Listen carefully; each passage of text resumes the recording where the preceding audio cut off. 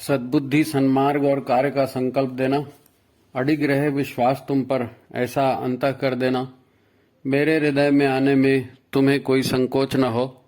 हे गुरुदेव, मुझे नजरों से दूर कभी न होने देना। हे गुरुदेव, मुझे नजरों से दूर कभी न होने देना। नमस्कार, गायत्री चिंतन धारा में आपका स्वागत है। मित्रों, आज हम अंतःकरण के ताने बाने के गूढ़ रहस्य पर चर्चा करने वाले। अंतःकरण का एक जो है कि शरीर है, शरीर के अंग प्रत्यंग बहिरंग दिखते हैं, तो एक भीतर से भी एक शरीर होता है हमारा, है ना।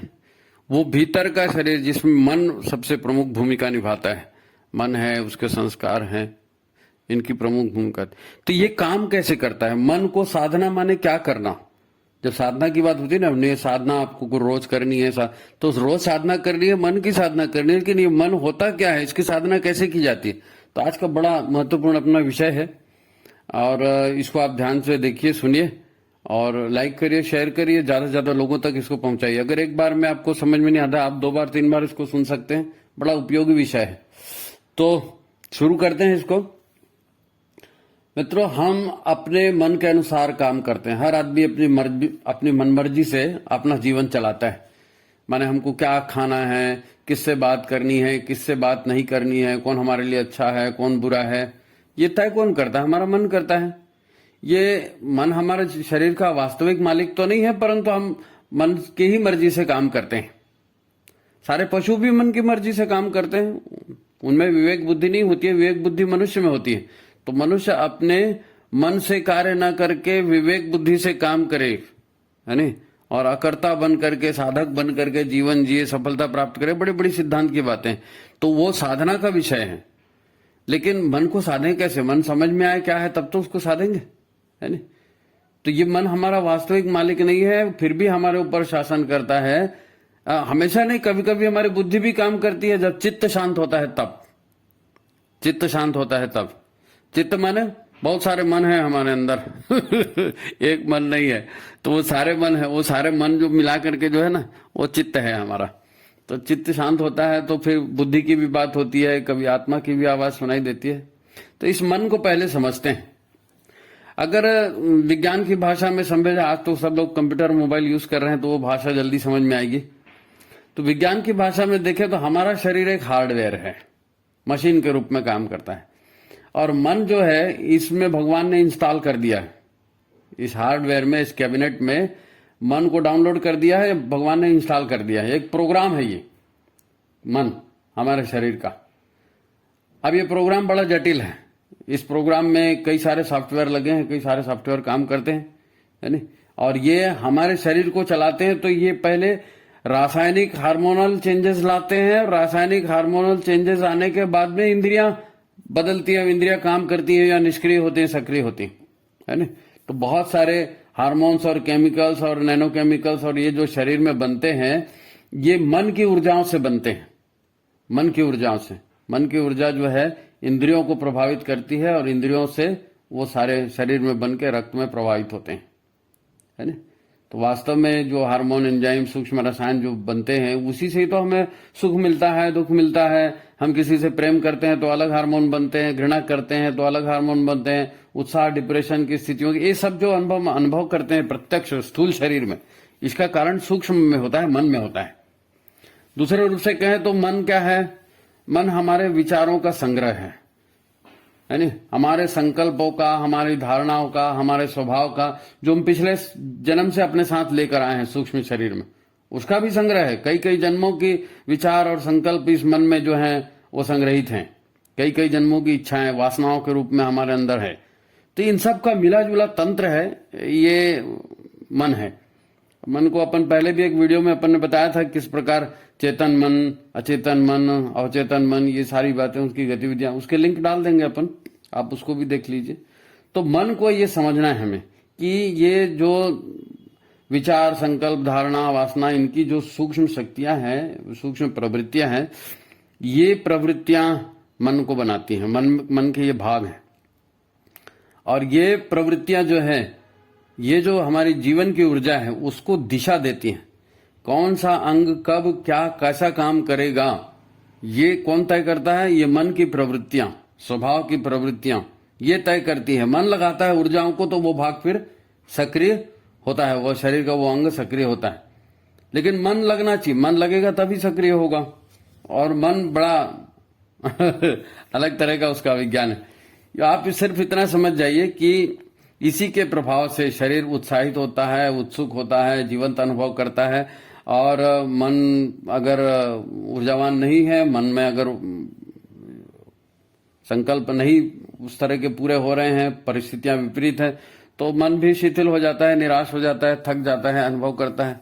अरे असंभव बात है। ज्यादा आप मन के भीतर कोई भावनाएं हो रही हैं, आप उसको बार बार रोक रहे हैं, बार बार रोक रहे हैं, तो रुकावट हो रही है, ग्रंथियां बन रही है, थकावट उसी से आती है, डिप्रेशन उसी से आता है। खैर, हम मन की इन ऊर्जाओं के प्रभाव में जीवन की सारी गतिविधियां चलाते हैं, ये फाइनल है। प्रायः हमारा इन ऊर्जाओं पर, मन की ऊर्जाओं पर सीधा सीधा कोई नियंत्रण नहीं होता। हम अपने चिंतन पर नियंत्रण करके, परिस्थितियों पर नियंत्रण करके, कुछ आदतें नई बना करके, कुछ अपने आप को दूसरी जगह जोड़ करके हम इस पर नियंत्रण करने की कोशिश करते हैं, कर सकते हैं। हम कहाँ जाएंगे, क्या करेंगे, क्या सुनेंगे, क्या अनुभव करेंगे, ये सब कुछ इस मन रूपी प्रोग्राम की प्रवृत्ति पर निर्भर करता है। यदि आप कुछ नहीं कहेंगे तो मन की प्रवृत्ति है, मन उसी आधार पर शरीर को नचाते रहेगा। ठीक है, हमारा हर अंग निष्क्रिय ही है, इस बात को आप जान लीजिए। हमारा हर अंग निष्क्रिय है, वहां पर खून जा रहा है, वहां पर ऑक्सीजन जा रहा है, वो जिंदा है, लेकिन वो सक्रिय तब होता है जब मन वहां ऊर्जा लगाता है, चेतना लगाता है नहीं, तभी कुछ हलचल होती है। आपको याद होगा अपन पूजा पाठ के समय कर्मकांड करते हैं, षटकर्म, तो उसमें 3 आचमन जल पीते हैं नहीं, मन वाणी अंतःकरण की शुद्धि के लिए। तो मन वाणी अंतःकरण की शुद्धि वो 3 चम्मच जल पीने से नहीं होता, लेकिन जब आप उसकी दृढ़ भावना करते हैं और वो भावना जीवन में उतरती है कि मेरे को अपने अंतःकरण को शुद्ध करना है, पवित्र करना है, या गुरु के निर्देशों पर चलाना है, या पवित्रता के रास्ते पर चलाना है, ये भाव बड़ी शिद्दत से, बड़ी गहराई से आप मन में बिठाते हैं, तब वो षटकर्म, तब वो जो है 3 आचमन प्रभावी होते हैं, है नहीं। फिर उस हिसाब से ऊर्जाएं भी संचालित होती हैं, अंतःकरण को बदल देती हैं। जिसकी अपने गुरु पर अगाध श्रद्धा है, ईश्वर पर श्रद्धा है, उसी के अंदर में फिर इस तरह का संकल्प उठता है और वो काम करता है नहीं। और फिर वहां पर एक तीसरी और शक्ति पैदा हो जाती है, वो विश्वास की है। अगर आपका विश्वास है, आपकी श्रद्धा दृढ़ है, तो आप और ज्यादा प्रखर रूप से काम करेंगे, षटकर्म उतना ही ज्यादा प्रभावी होगा, है नहीं। भीतर में विवेक प्रज्ञा आपकी उसी आधार पर जागृत होगी। और जब विवेक प्रज्ञा जागृत होगी तो आप मन की, जिस समय प्रज्ञा जागृत होती है, विवेक जागृत होता है ना, तो आपको एक झटका लगता है और आप नहीं, मन ऐसा कर रहा है लेकिन मैं ऐसा नहीं करूंगा, तो आप फिर विवेक के आधार पर, बुद्धि के आधार पर, प्रज्ञा के आधार पर काम करते हैं और थोड़ी देर के लिए उससे मुक्त हो जाते हैं। लेकिन ये थोड़ी देर के लिए है नहीं, तो ये थोड़ी देर जो है ये बड़ा कैसे हो जाए, ज्यादा देर तक कैसे हो जाए, तो इस बात को शांति से समझने की जरूरत। जो लोग अपनी क्षमता बढ़ाना चाहते हैं, पात्रता बढ़ाना चाहते हैं, अपने आप को बदल के और अधिक प्रभावी, अधिक सफल बनाना चाहते हैं, जीवन में अधिक संतोष और शांति हासिल करना चाहते हैं, उनको इन मन की गहराइयों को, मन की क्रिया प्रतिक्रिया को समझना पड़ेगा, है ना। भावनाएं कैसे उठती हैं, संकल्प कैसे उठते हैं, और विवेक का कहां पर उपयोग करना चाहिए, कैसे उपयोग होना चाहिए, है ना। सतत जागृत रहना, सतत चेतन, ये सारी प्रक्रियाएं, इनसे आपको गुजरना पड़ेगा। अब हिंदुस्तान में जन्म ले लिया है, हिंदू समाज में जन्म ले लिया है, तो अपने बारे में, अपने अध्यात्म के बारे में जान लेना चाहिए, है ना। अब फिर मन तो एक प्रचंड शक्ति का स्वामी है, मन को पहचान लिया, मन को जीत लिया तो सब जीत लिया। तो इसके बारे में जानना ये बहुत जरूरी, नहीं तो फिर आप सिर्फ भाग्य के भरोसे जीते रहेंगे, है ना। मन की जो प्रवाह है उसी आधार पर चढ़ते उतरते रहेंगे, हारते रहेंगे, जीतते रहेंगे, कभी हंसेंगे, कभी रोएंगे, है ना। अब हमारा मन कोई एक वस्तु तो है नहीं, है ना। ये मन जो है जीवन की ऊर्जा को दिशा देने वाला प्रोग्राम है, जीवन की ऊर्जा को दिशा देता है। मन जो है वो ऊर्जा को वहां लगाता है, तब काम होते हैं। दूसरे शब्दों में कहें तो हमारा मन जो है हमारी आत्मशक्ति का एक महत्वपूर्ण अंग है ना। हमारा शरीर काम करता है 5 इंद्रियों से, तो 5 इंद्रियां कैसे काम करती हैं, उनकी भी अपनी मेमोरी है, वो भी अपना अनुभव रखती हैं, उनका भी अपना मन होता है 5 इंद्रियों का, आप बोलेंगे साहब मन की बात करो, पांच पांच नहीं 6 7 और 8 मन होते हैं, बहुत अलग अलग। अभी सुनते जाइए आप। हर इंद्रिय का एक अपना मन होता है, उसके हर इंद्रिय के अपने संस्कार होते हैं, उसका मन भी होता है, उसकी मेमोरी भी होती है। हर इंद्रिय का अपना एक मन। तो जब हम उस इंद्रिय के अनुकूल विचार करते हैं, आपने कोई दृश्य देखा, कोई कहानी पढ़ी, किसी ने कोई प्रसंग सुनाया, आपका मन वहां गया। जब आपका मन वहां गया तो इसको क्या कहते हैं हम? हमारा ध्यान वहां गया। मन वहां गया, ध्यान वहां गया, मतलब आपके उस विचार ने जीवन ऊर्जा को वहां पर आरोपित कर दिया, उस इंद्रिय पर आरोपित कर दिया, उस शरीर के उस भाग पर आरोपित कर दिया। अब उस इंद्रिय का जिस बात में रस मिलता है, इंद्रिय काम भी करती है और इंद्रियां भोग भी करती है। तो जब आपका ध्यान वहां गया और वहां ऊर्जा गई तो उस इंद्रिय को ये अच्छा है, ये मैं करूंगी, ये मैं करूंगी, तो इंद्रिय उस कार्य को करने के लिए लालायित हो जाती है। अब ये इसके पीछे काम कौन कर रहा है? काम मन कर रहा है, मन की ऊर्जा काम कर रही है नहीं? अब वो अंग अचानक सक्रिय हो जाता है। जब तक आप उधर ध्यान लगा के रखेंगे, उसके बारे में चिंतन करते रहेंगे, तो ऊर्जा का प्रवाह वहां बनता रहेगा और इच्छा जो है बलवती होती जाएगी और फिर आप काम कर ही डालोगे, आज नहीं कल नहीं परसों, क्योंकि लगातार वहां ऊर्जा जा रही है, उस अंग को सक्रिय होना ही है। अच्छा, आप इसको इस उदाहरण से देखिए। मान लो आप सुबह सुबह घूमने गए, कहीं किसी के साथ गए, और आप जहां से जा रहे हो वहां पर कोई होटल है और बढ़िया मस्त गरम गरम जलेबी बन रही है वहां पे, और जलेबी की खुशबू हवा में यहां से वहां तक तैर रही। आपको वहां रुकना हो गया किसी कारण से, रुकना हो गया किसी कारण से, तो अब वो खुशबू लगातार आ रही है। खुशबू तो ली नाक ने लिया, नाक ने ले जाके संवेदना पहुंची दिमाग में, तो दिमाग ने बोला अरे ये तो मुंह का विषय है, मुंह से पूछो। अब जीभ के पास जैसी वो संवेदना आई तो जीभ ने लार टपकाना शुरू कर दिया, क्योंकि जीभ की अपनी मेमोरी है, उसने कब जलेबी खाई थी, उसको कैसे मजा आया था, कैसे, तो वही फिर हाँ फिर से वही, हाँ मजा आएगा चलो। अब आपका मन प्रबल हो गया, कुछ दिन वहां रुकने की इच्छा हुई, कुछ ऑफर हुआ, कुछ हुआ, तो आपने वहां भरपेट बाके जलेबी खा लिया, यानी कैसे करूं, कंट्रोल नहीं होता नहीं हुआ कंट्रोल, खा लिया जलेबी। अब जब खा लिया, पेट भर गया, तब याद आ रही है अरे यार मैं तो नहाया नहीं हूं भाई, मेरी तो एक्सरसाइज भी नहीं हुई और मैं पेट भर खा लिया। तो फिर अब आप पछताएंगे तो कोई मतलब नहीं है, फिर आप पछताएंगे तो कोई मतलब नहीं, क्योंकि आपका शरीर आपके मन के अनुसार चल रहा था, बुद्धि के अनुसार नहीं, प्रज्ञा के अनुसार नहीं, मन के अनुसार चल रहा था। मन को विषय भोग है, अब वो जलेबी की खुशबू आई, वो दिमाग में गई, नाक से गई, वहां से गई, और कुल मिलाकर के वो भोग हो गया कंप्लीट। तभी चैन हुआ, जब भोग हो गया तब याद आ रहा अरे यार नहीं खाना था मेरे को, और ये पछताता है। हर किसी के साथ ऐसा ही होता है नहीं?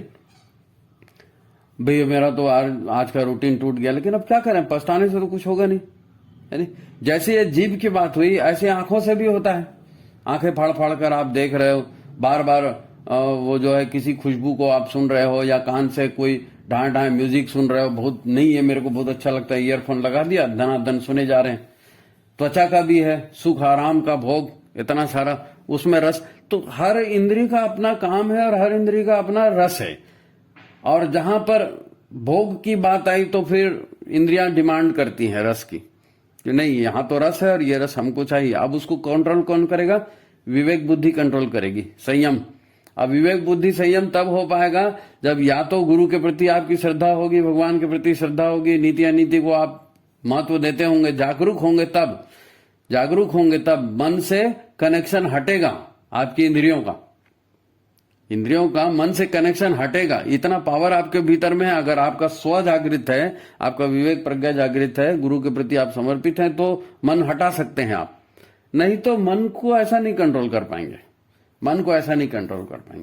और फिर मन के मुख्य विषय है ना, काम, क्रोध, लोभ, मोह, अहंकार की सुरक्षा, ईर्ष्या, द्वेष, मान, अपमान, ये सारी परिस्थितियां जो हैं, ये सारी परिस्थितियां सूक्ष्म में है, इनका अनुभव सूक्ष्म में होता है, और ये सारा मन का विषय है। मन को इसमें बड़ा इंटरेस्ट आता है ना? मन इन विषयों को छोड़ता नहीं है, काम, क्रोध, लोभ, अहंकार, मद मत्सर, इसको मन छोड़ता नहीं। अंतःकरण के जागरण या विवेक बुद्धि के जागरण या प्रज्ञा के जागरण का गुरु से या इष्ट के प्रति आपकी जो श्रद्धा है, उससे बड़ा गहरा नाता है। मन की प्रवृत्तियों पर ये श्रद्धा और प्रज्ञा ही कंट्रोल कर पाएगी, दूसरी चीज से आप कंट्रोल नहीं कर सकते। जो जागरण की बात की जाती है, जागरण की बात इसी आधार पर होती है। गुरु के प्रति श्रद्धा, भगवान के प्रति श्रद्धा, प्रकृति के नियमों के प्रति श्रद्धा, और तब आप कहेंगे नहीं ऐसा नहीं, ऐसा करना है, तो आपके अंदर का स्व जागृत होता है, उसी को आत्मा का जागरण कहते हैं। है गुरु का वर्ण कर लिया, गुरु की आज्ञा पर जीवन चलाया, तो ये बात हो सकती है। क्योंकि गुरु क्या है, अज्ञान के अंधकार में ज्ञान की ज्योत है। गुरु ज्ञान की ज्योत है। अज्ञान का अंधकार मतलब मन की इच्छाओं का, वासनाओं का, कामनाओं का संसार, मन की कामनाओं का संसार। मन का अपना संसार होता है ना, मन का संसार जो है उसी को तो माया कहते हैं। माया माने क्या, आपके मन ने अनुभव कर लिया, आपके मन ने अनुभव कर लिया। अब मन भी जो है कई प्रकार का होता है, कई प्रकार का होता है। जैसे पांचों इंद्रियों का अपना मन है, वैसी अवस्था भी, जैसी अवस्था आती है वैसा मन रूपांतरित हो जाता है। अब बच्चा है, बच्चे का मन अलग तरह से काम करेगा, एक जवान है उसका मन अलग तरह से काम करेगा, एक बूढ़ा है उसका मन अलग तरह से काम करेगा। वो ऐसी परिस्थितियां विकसित कर लेता है। बूढ़ा आदमी है, वो जवान भी रह चुका है, बच्चा भी रह चुका है, तो उसको जिसमें बच्चे इंटरेस्ट लेते हैं उसमें वो बूढ़ा इंटरेस्ट नहीं लेगा। अब एक जवान महिला है, जवान महिला को अगर बच्चा देख रहा है तो बच्चा उसमें देखेगा कि ये मेरी माँ जैसी दिखती है कि नहीं, ये मेरी माँ जैसी है क्या, हो सकता है माँ जैसी हो तो जाके आंचल भी पकड़ ले, है नहीं। लेकिन एक युवक उसको देखेगा तब युवक के मन में फिर मोह जागृत होगा, कामना जागृत होगी, वो एक अलग अलग लेवल पे चला गया मन, क्योंकि उसके आंतरिक संरचना में परिवर्तन हो गया है ना। और अगर बुढ़ा देखेगा तो अरे बहुत देखे भाई, क्या जवानी, खाली पानी तो है ना, जवानी में पानी है, चमक रहा है, बुढ़ापा आ जाएगा, पानी सूख जाएगा, फिर बुढ़ा बुढ़िया वैसे दिखेंगे, तो ये तो कुछ नहीं है, हाड़ मांस का लोथड़ा फर है। तो बूढ़े का इंटरेस्ट अलग, क्योंकि बूढ़े में वो परिस्थिति बदल गई ना, अंतर की परिस्थिति बदल गई, तो उस इंद्रिय ने, उस दिमाग ने अपने मन को भी उसी हिसाब से ढाल लिया, तो ये मन भी उसी हिसाब से बदलते जाता है। तो पांचों इंद्रियों के पांचों मन है, और हर अवस्था का अपना मन है। बाल अवस्था का, स्त्री का, पुरुष का, युवा का, उनका भी अपना मन होता है। मन मतलब हर मन की अपनी मेमोरी है, हर अपनी मन की याददाश्त है, और हर मन के अपने संस्कार हैं, हर मन की अपनी वासनाएं हैं, तो उनके आधार पर वो मन काम करते हैं। अब ये 5 मन हो गए, ये 5 मन हो गए। अब ये 5 मन कैसे काम करेंगे, आपके पास तो दिमाग भी है ना, तो सारी संवेदनाएं बाहर से आ रही हैं, आप त्वचा से संवेदनाएं ले रहे हैं, आंख से ले रहे हैं, जीभ से ले रहे हैं, हाथ पैर से ले रहे हैं, वो संवेदनाएं दिमाग के पास जा रही हैं। दिमाग डायरेक्ट इंद्रियों के पास भेजता है क्या? नहीं, दिमाग के पास भेजने वाला जो है ना, वो मन 6वां मन है। इंद्रियों ने उसको ग्रहण किया, और इंद्रियों का, 5 इंद्रियों का बॉस एक 6वां मन और होता है, और वो 6वां मन संतुलन बनाने का काम करता है वो 5 इंद्रियों में। तो वही मन जो है थोड़ा उलझ जाता है, तो फिर बुद्धि के पास भी भेजता है कभी कभी निर्णय करने के लिए। नहीं तो मन के निर्णय मन खुद ही ले लेता है, संतुलन भर बनाता है, संतुलन भर बनाता है। तो ये मन का जो संतुलन है, ये विचारों का, प्रेरणाओं का, जिसके आधार पर ऊर्जा का प्रवाह हो रहा है काम। क्रिया और प्रतिक्रिया इसीलिए तो होती है जी, हमने पिछला शरीर छोड़ा, पिछले जन्म में हम मर गए, उसके बाद हमारा सूक्ष्म शरीर निकला बाहर, तो सूक्ष्म शरीर की जो वासनाएं थी, इच्छाएं थी, कामनाएं थी, वही तो सक्रिय हुई, उसी के आधार पर तो हमको नया गर्भ मिला ना, उसी के आधार पर हमने प्रवेश किया। तो इनमें इतनी ताकत है। अब वो जैसे जैसे शरीर हुआ, विकसित हुआ, इंद्रियां विकसित हुई, इंद्रियां विकसित हुई, तो उसके साथ में उसके संस्कार विकसित हुए, उसकी प्रेरणाएं विकसित हुई, है नी। तो ये पूरा जो भाव है, इस पूरा, अब आंखें देख रही हैं, है ना, अब आंखें देखती हैं, तो क्या आंखें सब कुछ देख लेती हैं, वो पूरा अंदर जाता है क्या? नहीं, आंखों का जो मन है वो भी बोलता है कि मैं सब चीज नहीं देखूंगा भाई, क्योंकि मेरे पास इतनी कैपेसिटी नहीं है उसको सुधारने की। तो आंखें उन्हीं चीजों को देखती हैं जिनको वो देखना चाहती हैं, देखना चाहते हैं। आप यहां से बाजार जा रहे हो, आधे घंटे का रास्ता है, आप कोई बाजार जाने के बाद पूछे रास्ते में क्या क्या देखा, आप कुछ बता पाओगे? नहीं बता पाओगे। वहां पर ग्रीन सिग्नल था, वहां रेड सिग्नल था, वहां एक एक्सीडेंट हो गया, यही बड़ी बड़ी बातें याद रहेंगी, और बाकी आपने कुछ देखा वो कुछ याद नहीं रहेगा आपको, क्योंकि आंखें उसको देखती ही नहीं है, उधर ध्यान ही नहीं देती, आंखें उधर ध्यान ही नहीं देती। आपकी जीभ भी जो है वो भी हर स्वाद की ओर ध्यान नहीं देती। आपके जितने भी अंग हैं, वो कान है, कान क्या है, 2% आवाजें, जितनी आपकी आवाजें ना, उसका 2% आवाज ही कान सुनता है, बाकी को सुनता ही नहीं, क्योंकि कितना सुनेगा, मेमोरी फुल हो जाती है, मेमोरी फुल हो जाती है। देखना, आप याद करना, आप जब जीवन व्यवहार की बात है, कि जो आदमी कई जगह अपने दिमाग को उलझा कर रखता है, ये भी करेगा, वो भी करेगा, वो भी करेगा, उसको भी देखेगा, उसको भी सुनेगा। तो फिर वो क्या होता है, अरे अब भी तो यहाँ चाबी रखी थी, कहाँ चली गई? अब भी तो यहाँ पेन रखा था, कहाँ चला गया? महिलाएं खाना बना रही हैं तो नेपकिन कहाँ छोड़ दिया पता नहीं, वो चिमटा कहाँ गया पता नहीं, ढूंढ रहे। तो ये मेमोरी लॉस क्यों होता है? ऐसा नहीं है कि आपका दिमाग खराब है, ऐसा है कि आपकी जो इंद्रियां हैं, ये पांचों कर्मेंद्रियां, ज्ञानेंद्रियां हैं, इनसे जो ज्ञान चाहिए उतना ही लेते हैं, और जब आप ओवरडोज हो गए ना तो डिस्टर्ब हो गया अंतःकरण, फिर वो अंतःकरण डिस्टर्ब हो गया। तो बच्चे, बूढ़े, स्त्री, पुरुष, ये सब अपने अपने हिसाब से सोच रहे हैं, अपने अपने हिसाब से जो है वस्तुओं को देख रहे हैं और प्रतिक्रिया व्यक्त कर रहे हैं। क्रिया और प्रतिक्रिया, वासनाएं मतलब मन की जो इच्छाएं आपके अंदर संचित हैं वो इंद्रियों को प्रेरित करती हैं, इंद्रियां उन कामों को करती हैं। केवल विवेक बुद्धि है ना, या अपने संकल्प से आप उस पर कंट्रोल कर पाते हो। और वो ये जो आपका कंट्रोल करने की प्रक्रिया है, वो प्रक्रिया गुरु के निर्देश पर, गुरु के आदेश पर चलेगी, उनकी साधना प्रक्रिया पर चलेगी। तभी आप जागृत रह करके क्या करना है क्या नहीं करना है ना। वो दूध और पानी को अलग अलग करता है नहीं हंस, तो ऐसा प्रज्ञा आपके भीतर क्या करना है क्या नहीं करना है, ये साधना से ये प्रज्ञा जागृत होती है। जब गुरु के निर्देश पर चलेंगे तब इनसे वो जागृत होती है। और ये जो छठवां मन जो है, जो बैलेंस बनाकर चलता है, इसका भी थोड़ा सा समझ लीजिए आप कि ये जैसे आपको मान लीजिए किसी ने आपकी इंसल्ट कर दी, किसी ने आपके ऊपर थूक दिया। अब वो थूक लगी चमड़ी पर, आंखों ने देखा, आंखों ने और चमड़ी ने उसकी प्रतिक्रिया मन को दी। कौन से मन को? छठवें मन को। छठवें मन को दी उसकी प्रतिक्रिया कि ये मेरे चमड़ी पर थूक पड़ा, इस आदमी ने ऐसी घृणा से मुझको देखा, छठवें मन पर। यदि आपकी विवेक प्रज्ञा जागृत नहीं है तो ये छठवां मन बोलेगा, या तो वो उस आदमी को देखेगा, इससे लड़ भिड़ सकते हो तो ठीक है, नहीं तो भाग जाओ। पहलवान ज्यादा बड़ा है तो कुछ मत बोल भाई, चुपचाप निकल जाओ। और कमजोर दिखा है तो दे तड़ातड़ दो चार ठो, नहीं झगड़ा हो जाए। तो छठवां मन वहां डिसीजन ले रहा है संतुलन बनाने का। मेरे को मार पड़ेगी, अगर पड़ेगी तो भाग जा भैया नहीं पड़ेगी, बदला ले सकते तो मार साले को। तो ये इस तरह की प्रक्रिया छठवां मन देता है। लेकिन जो व्यक्ति साधना में रत है, जिसने आहार संयम किया है, इंद्रिय संयम किया है, सत साहित्य का अध्ययन किया है, जिसने गुरु के निर्देशों पर चलने का संकल्प लिया है, जो नित्य प्रति गायत्री का जाप कर रहा है, अपने अंदर भी सत्प्रवृत्तियों को बढ़ा रहा है, उसके भीतर प्रज्ञा जागृत होती है। तो उसके भीतर प्रज्ञा जागृत, तो ये जो छठवां मन जो होता है, ये छठवां मन जब कंट्रोल करने की स्थिति, तो आपकी प्रज्ञा इस छठवें मन को मजबूत बनाती है। और ये छठवां मन जब मजबूत हो जाता है तो यही सातवां मन में कन्वर्ट हो जाता है। इसको क्या कहते हैं? सातवें मन को। ये सातवें मन जो है, ये जो निष्काम कर्म बोलते हैं नहीं, निष्काम कर्म मन की अवस्था, जो निर्णय मतलब प्रतिक्रिया नहीं देती है, प्रतिक्रिया नहीं देती, आप क्रिया की प्रतिक्रिया नहीं देती, आप निष्काम रूप से काम करते हो, वो ये नहीं करते, तो उसमें जो है आपका मन कन्वर्ट हो जाता है सातवीं में। और वो जो सातवां मन है, इसको बुद्धि, गौतम बुद्ध ने 6 मन कहे थे ना, तो ये पांचों इंद्रियों का एक एक मन, और छठवां इनको बैलेंस करने वाला मन है नहीं।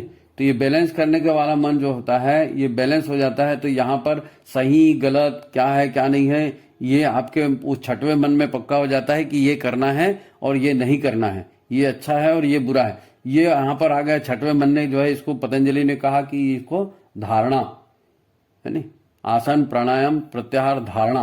तो धारणा बनाई आपने, छठवां मन वहां पर सक्रिय हो गया।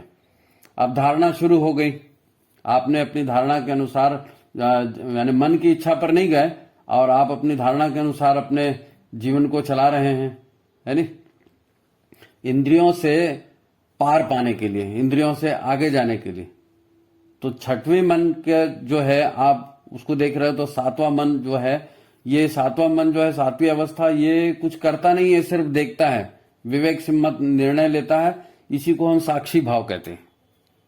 साक्षी भाव मतलब 5 मन, छठवीं बैलेंस करने वाली ताकत, सातवीं जो है फिर आपकी ये साक्षी भाव वाली ताकत।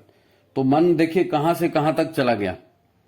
मन जब साक्षी भाव में पहुंच जाता है तो यहीं से फिर वो मोक्ष के लिए भी गति कर पाता है, क्योंकि साक्षी भाव है, मतलब क्रिया की प्रतिक्रिया नहीं दे रहा है, जन्म में सामान्य पशु में और मनुष्य में जो होता है जनरली, वो क्रिया होती है, उसकी प्रतिक्रिया होती है, फिर प्रतिक्रिया करते समय फिर कर्म करते हैं, फिर क्रिया होती है।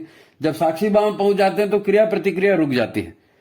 तो दुख की अवस्था तो आ सकती है, सुख की अवस्था आ सकती है, लेकिन उसमें व्यक्ति निष्पक्ष रह जाता है। तो फिर नए कर्म का भाग उसके ऊपर नहीं चढ़ता, नए कर्म का भाग उसके ऊपर नहीं चढ़ता। साक्षी भाव से वो देखते रहता है कि हाँ ठीक है, शरीर को दुख हुआ ना, शरीर के कुछ कर्म रहे होंगे, खुशी हुई ना, हाँ ठीक है, कोई अच्छा काम हो गया होगा, चलो खुश हो गया, ये खुशी को भी और बांट देते हैं।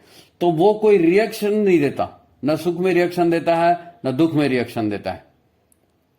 तो ये भाव साक्षी भाव, ये भी मन का ही भाव है, विकास आ गया।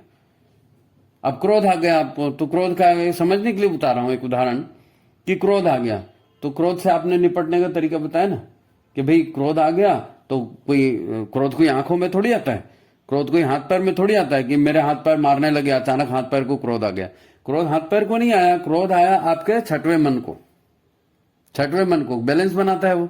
छठवें मन में क्रोध आया, छठवें मन अगर विवेक प्रज्ञा जागृत है ना, विवेक प्रज्ञा जागृत है और उसके आधार पर अपने कुछ अच्छी धारणाएं विकसित कर ली हैं, तो छठवां मन उसको जो है रिएक्ट नहीं करेगा, रिएक्ट नहीं करेगा। वहां विवेक प्रज्ञा जागृत हो गई, तो उसके बाद में वो जो है वो आपका और उसका विकास हो गया, वो साक्षी भाव में पहुंच गया, साक्षी भाव में पहुंच गया।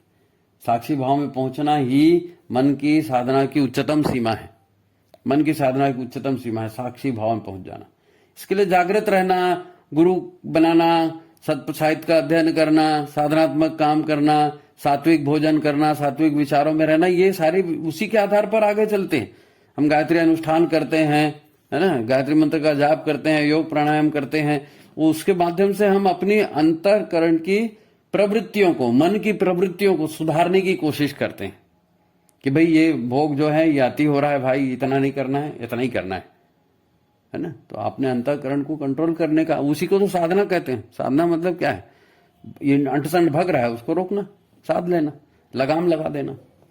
तो साधना मन पर लगाई जाती है और उसके लिए ये सारे कृत्य किए जाते हैं। तो दीक्षा लेना, गायत्री मंत्र का जाप करना और सच्चाई के मार्ग पर चलना, सतत जागृत रहना, इसी से मन की जो है जो बुरे संस्कार हैं वो कटते हैं। और जैसी बुरी वासनाएं होती है वैसी अच्छी वासनाएं भी बनती हैं। अच्छी वासनाएं बनेगी तो अच्छे कर्म करेंगे, अच्छे कर्म करेंगे तो अच्छी प्रेरणा मिलेगी। ये मन का गणित समझ में आना चाहिए। सात्विकता जैसे जैसे बढ़ेगी अंतःकरण वैसा वैसा पवित्र होगा। उसके लिए सत्संग चाहिए, उसके लिए गायत्री मंत्र का जाप चाहिए, उसके लिए साधनात्मक उपाय चाहिए, है ना। तो ये मन का पूरा ताना बुना है, इसको हम समझेंगे, इसके आधार पर काम करें। आप 2-4 बार देखिए, सुनिए इसको, है ना। और कुछ प्रश्न आएंगे तो उस प्रश्न को लिख भेजिए हमारे पास, कमेंट जरूर कीजिए करें। आप इतने वीडियो देखते हैं, लोग जय गुरुदेव लिख देते हैं, कोई नमस्ते लिख देता है, कोई भैया बहुत धन्यवाद लिख देता है, ऐसा नहीं। आपके मन में कोई प्रश्न आ रहे हैं, कुछ बात है तो आप उसको भी लिखिए। तो ठीक है, इस वीडियो को लाइक कीजिए, शेयर कीजिए, 2-4 बार देखिए, समझिए और लोगों को भी बताइए, ठीक है। तो आज की बात यही समाप्त करते हैं। वो पुराना वीडियो की लिंक हम डाल देंगे इसमें, है ना, चेतन अचेतन मन वाली, उसको भी डाल देंगे, आप उसको भी देखिए। तो ठीक है, सभी को प्रणाम, नमस्कार।